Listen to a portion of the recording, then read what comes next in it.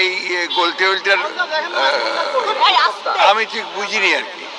জাতিসংঘের উদ্যোগে আজকে একটা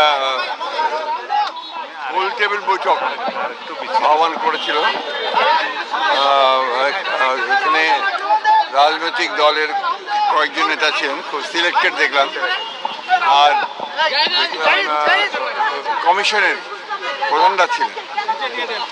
মূলত এখানে যে সংস্কারের ব্যাপারগুলো যেগুলো আপনার করা হয়েছে সেই সম্পর্কে জাতিসংঘের মহাসচিবকে অবহিত করা হয়েছে। নজরুল ইসলাম আসিফ নজরুল করেছেন।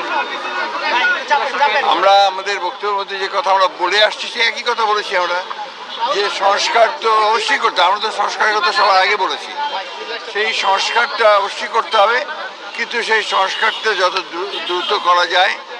আমরা যেটা বলেছি, আমরা মূলত যে নির্বাচন কেন্দ্রিক যে বিষয়গুলো আছে সেগুলো করে ফেলা এবং তার দ্রুত ইলেকশন করা এবং একটা পার্লামেন্টের মাধ্যমে বাকি বিষয়গুলোকে আপনার করতে হবে। এটা একটা চলমান প্রক্রিয়া, সেই বিষয়গুলো আমরা বলে এসছি।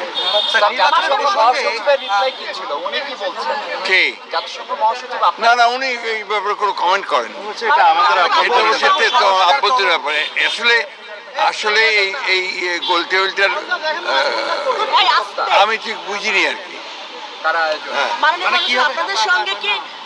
আপনাদের সঙ্গে সংস্কার কমিটির লোকজনও ছিল, একই সাথে বৈঠকটা সংস্কার কমিশন যার প্রধান তারা ছিলেন।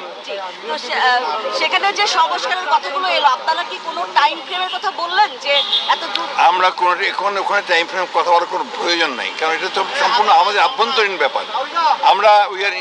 আমরা সংস্কার কমিশনের সঙ্গে আমরা কথা বলছি, তাদের সঙ্গে আমাদের যোগাযোগ আছে এবং তারা যা চাচ্ছে আমরা সব তাদেরকে দিয়েছি। ইতিমধ্যে আমাদের সঙ্গে একটা বৈঠক হচ্ছে, সেই বিষয়গুলো তো আপনার প্রশ্ন উঠতে হয় না। জাতিসংঘের মহাসচিবকে আমরা আপনার টাইম ফ্রেমটা দিতে যাবো কেন? জাতিসংঘ এখানকার ঢাকা। স্যার, আমরা বলতে পারি যে আপনারা আগের কথাতেই বলেছেন যে সংস্কার চলমান প্রক্রিয়া, সেখানে নির্বাচনটি অতি দ্রুত সম্ভব। সেটাই জাতিসংঘের তরফ থেকে বলা হয়েছে এটা বাংলাদেশের অভ্যন্তরীণ ব্যাপার, আপনারা বসে রিফর্মস কি নেবেন সেটা ঠিক করেন এবং ইলেকশন যা হবে সেটা বাংলাদেশের মানুষ। সেটাই উনি বাংলাদেশে একটা স্ট্রং ডেমোক্রেটিক গভর্নমেন্ট আসবে সেটা আশা করেছেন এবং পৃথিবীর মধ্যে একটা নজির সৃষ্টি করবে আগামী ইলেকশন, এটা উনি আশাবাদ ব্যক্ত করেছেন।